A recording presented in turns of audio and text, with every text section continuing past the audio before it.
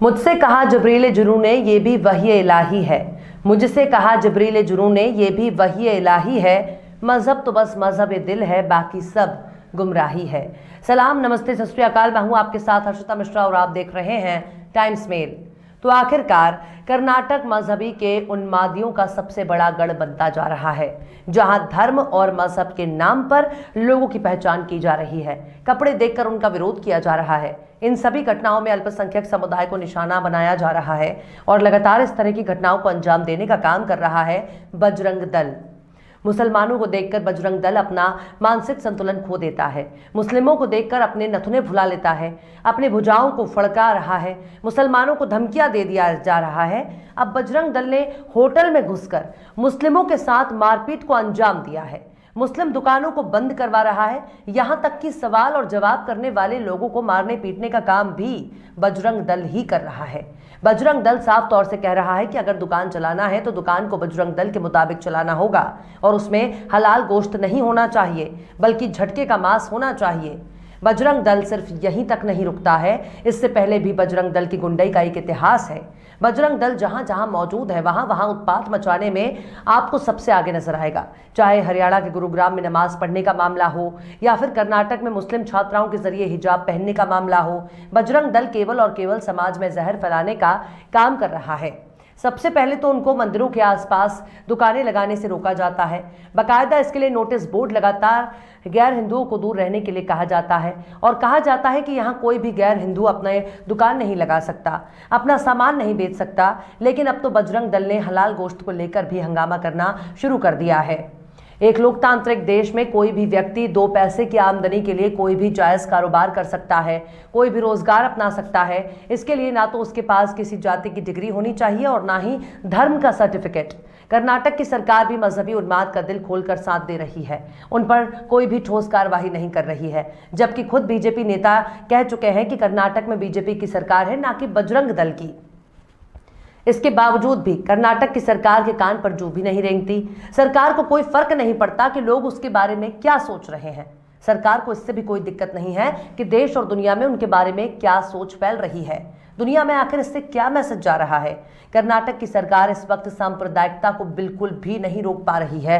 अब मजहब के आधार पर दुकानों को निशाना बनाया जा रहा है, दुकानदारों को पीटा जा रहा है। इसमें खासकर निशाना बन रहे हैं केवल और केवल मुस्लिम समुदाय। मुसलमानों को उनकी दुकान लगाने से भी रोका जा रहा है, यहाँ तक कि अगर उनके पास गोश्त की दुकान है तब भी बजरंग दल परेशान कर रहे हैं। बजरंग दल ने होटल के अंदर घुसकर मारपीट की है और मुस्लिमों को निशाना बनाया है। बजरंग दल पर रोक लगाना कोई बहुत बड़ी बात नहीं है, लेकिन अभी से कर्नाटक में होने वाले चुनाव की तैयारी शुरू हो गई है। इसके लिए जरूरी है कि नफरत का बाजार गर्म किया जाए ताकि चुनाव के वक्त मजहबी तनाज़े को बढ़ा दिया जा सके, हिंदू और मुस्लिम वोटों का ध्रुवीकरण किया जा सके और मजहब के आधार पर ही वोट का बंटवारा हो सके। इसके लिए जरूरी है कि हिंदू वोट एक तरफा हो और वो सत्ता पक्ष के हिस्से में आ जाए, ताकि एक खास पार्टी दोबारा अपनी सरकार बनाने में कामयाब हो सके। जिस तरह से बजरंग दल कर्नाटक में आतंक मचा रही है, उससे तो यही लगता है कि कर्नाटक में एक ऐसा नाटक चल रहा है जिसमें बार बार और हर बार मुस्लिम समुदाय को निशाना बनाया जा रहा है। जिस तरीके से होटल में घुसकर मुस्लिमों के साथ मारपीट की जा रही है, उन्हें धमकी दी जा रही है और उससे सूबे की कानूनी निजाम औंधे मुंह गिर पड़ी है। इन घटनाओं को देखकर बस एक ही सवाल सबके जहन में आ रहा है कि आखिर सरकार कौन चला रहा है। क्या सरकार बजरंग दल चला रही है या फिर जनता के द्वारा चुनी हुई पार्टी सरकार चला रही है? आखिर सरकार किसकी मुट्ठी में बंद है? लगातार हो रही इन घटनाओं पर खामोश है सूबे के मुख्यमंत्री, खामोश है देश के प्रधानमंत्री, खामोश है देश के गृह मंत्री, खामोश है देश के राष्ट्रपति और इसके साथ ही खामोश है वो तमाम विपक्षी दल जिनको चाहिए मुसलमानों का वोट, जो चाहते हैं पूरा का पूरा मुस्लिम समुदाय उनको वोट करे। लेकिन जब मुस्लिमों के हक में बात करने की नौबत आती है तब विपक्षी दल बिल्कुल ही सत्ता पक्ष की तरह खामोश हो जाते हैं। ऐसा लगता है जैसे तमाम विपक्षी दल पर्दे के पीछे सत्ता पक्ष का साथ दे रहे हैं। ऐसा लगता है कि तमाम विपक्षी दलों में बैठे नेता संघ की मानसिकता पर चल रहे हों। कांग्रेस सूबे में विपक्ष की भूमिका में है, लेकिन इस मामले में बिल्कुल ही चुप्पी साधे हुई है, जबकि विपक्ष की यह जिम्मेदारी है कि वो सड़क से लेकर सदन तक इस मामले को उठाए। लेकिन विपक्ष के नेता कहीं भी नजर नहीं आ रहे, जो एक स्वस्थ लोकतंत्र के लिए जरूरी है। लेकिन ना तो कोई सड़क पर निकलने के लिए तैयार है और ना ही मामला सदन में पेश करने के लिए। फिर भी सबको वोट चाहिए मुसलमानों का, सबको साथ चाहिए मुसलमानों का, और सब चाहते हैं कि मुसलमान उनको वोट करते रहें ताकि वो अपनी सत्ता बरकरार रखें। लेकिन कर्नाटक में मामला जिस तरह से गंभीर होता जा रहा है, उससे तो यही लगता है कि विपक्ष और सत्ता पक्ष में कोई खास फर्क नजर नहीं आ रहा। आखिर क्यों बजरंग दल कर रहा है मुसलमानों को परेशान? आखिर क्यों खामोश है भाजपा सरकार? आखिर क्यों खामोश है विपक्षी कांग्रेस? आखिर क्यों खामोश है राहुल गांधी? आखिर क्यों खामोश है सोनिया और प्रियंका गांधी? क्यों खामोश है मनमोहन सिंह? आखिर क्यों खामोश है कांग्रेस के बड़े बड़े प्रवक्ता? आखिर क्यों खामोश है अखिलेश यादव? और आखिर क्यों खामोश है मायावती? आखिर क्यों खामोश है देश के बड़े बड़े सिपाह सालार? आखिर क्यों खामोश है देश के प्रधानमंत्री? क्यों खामोश है देश के गृह मंत्री? और आखिर क्यों खामोश है देश के महामहिम? बताएंगे आपको और भी बहुत कुछ।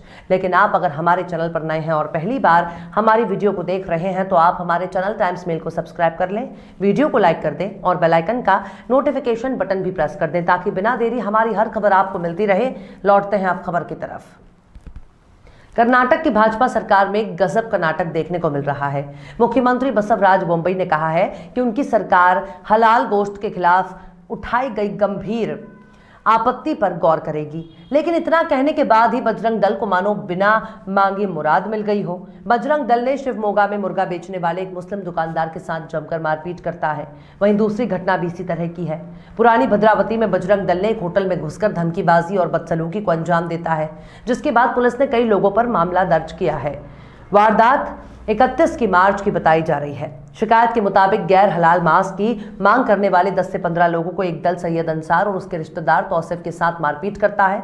इस मामले में शिवमोगा के एसपी बीएम लक्ष्मी प्रसाद का बयान भी सामने आया, जिसमें बताया गया कि 6 या 7 लोग होशमाने में चिकन की दुकान पर जाते हैं और गैर हलाल मांस की मांग की। इस पर बहस होती है और फिर हिंदू कार्यकर्ताओं ने कथित तौर पर तौसीफ की पिटाई कर दी। वहीं दूसरी तरफ पुरानी भद्रावती में होटल में घुसकर गुंडई दिखाने के मामले में पुलिस का कहना है कि हिंदू कार्यकर्ताओं ने कथित तौर पर एक होटल व्यवसायी को धमकी दी थी। होटल व्यवसायी को गाली देने के आरोप में कार्यकर्ताओं के खिलाफ अलग से शिकायत दर्ज की गई है। पुलिस का कहना है कि उन्होंने 5 हिंदू कार्यकर्ताओं से पूछताछ की है। वहीं दूसरी तरफ हिंदू संगठनों के लोगों ने शिवमोगा और चिकमगलुरु जिलों के मेन रोड में हलाल मांस पर बैन लगाने की मांग की है और इसके लिए बाकायदा मुहिम भी शुरू की है।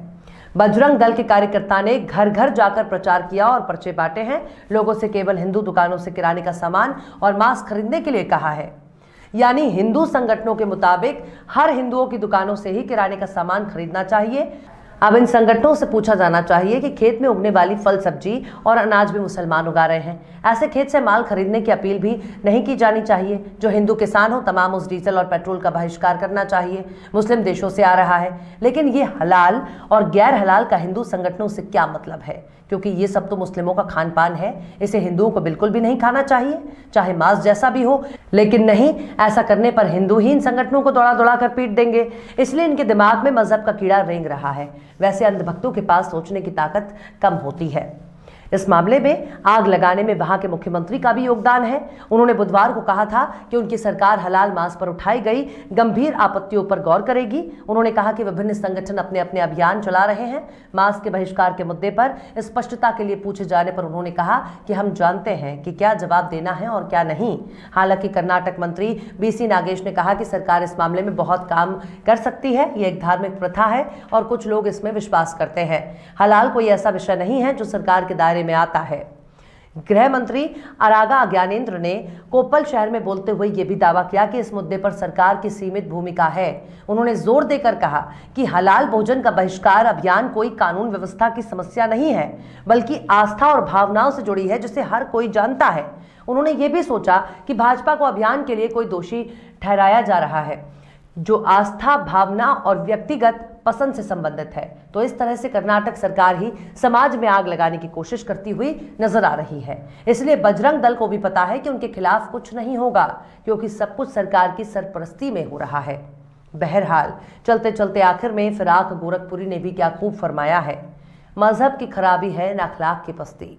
मजहब की खराबी है ना अखलाक की पस्ती, दुनिया के मसाइब का सबब और ही कुछ है। फिलहाल इस वीडियो में बस इतना ही। ये वीडियो आपको कैसा लगा कमेंट बॉक्स में आप जरूर बताइए। वीडियो पसंद आए तो लाइक करें। हमारे वीडियो लिंक को फेसबुक, ट्विटर, व्हाट्सएप पर अपने रिश्तेदार, यार, दोस्तों को भी शेयर करें और बेबाक निष्पक्ष स्वतंत्र पत्रकारिता को सपोर्ट करने के लिए आप हमारे YouTube चैनल टाइम्स मेल को जरूर सब्सक्राइब करें और हाँ, बेल आइकन की घंटी वाली बटन भी आप जरूर दबा दें ताकि आपको हमारे आने वाले नए वीडियो की नोटिफिकेशन फौरन ही मिल जाए।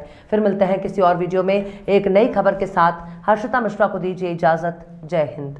तो देख लिया आपने हमारे इस वीडियो को। हमें उम्मीद है कि आपने हमारे वीडियो को लाइक किया होगा और दूसरों को भी शेयर किया होगा। अगर अभी तक आपने हमारे चैनल टाइम्स मेल को सब्सक्राइब नहीं किया है तो जल्दी से सब्सक्राइब कर दें और बेल आइकन भी प्रेस कर दें।